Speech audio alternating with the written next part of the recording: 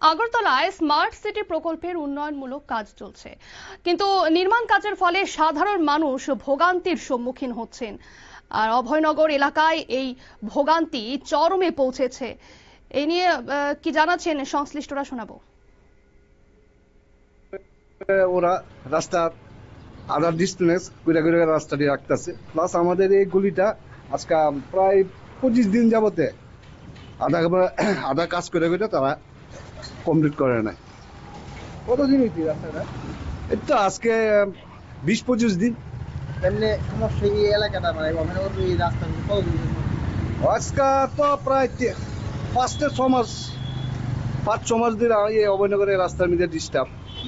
সমস্যাটা কে লেগে যাচ্ছে? সারা রাজ্যের মানে সারা আগরতলা শহরের কাজ কি একসাথে ধরে? হ্যাঁ, সারা আগরতলা শহরে একসাথে কাজ চলছে, যার ফলে ওখানে কাজ এখানে অর্ধেক এখানে অর্ধেক। এই ডিসপুটের কারণে আমাদের এখানে রাস্তার কাজের এই ঝামেলা চলছে। বুঝিনি যারা কাজ করে তাদের কথা। হ্যাঁ, তারা আবার সাথে বললে তারা বলে যে ওয়াটার সাপ্লাইয়ের সাথে লাইনের কথা বললে ওরা বলে যে এটা আমাদের দায়িত্ব না, এটা ওরার দায়িত্ব। কারেন্টের খুঁটিতে লাইনের ডিস্টার্ব হইতেছে, ওরা বলে এটা আমাদের না, ওরা করবে। এই মানে কেউ নিজের উপরে মানে কাজটা যে আমাদের একা জারি কাজটা সবটাই একসাথে ওরা কাজ করবে, এই কাজটা ওরা করবে না, আমাদের পাট কাজ। আপনার এলাকার কর্পোরেটরের সাথে কি কোনো কথা? হ্যাঁ, কর্পোরেটরের সাথে কথা বলা হয়েছে।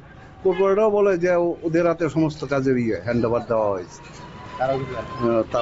তারা রাতে কোনো কিছু নেই। এখন কি চান? আপনার দাবি মানে কি দাবি? আমাদের আর দাবি কি চাই? এখন তো রাস্তা মোটামুটি।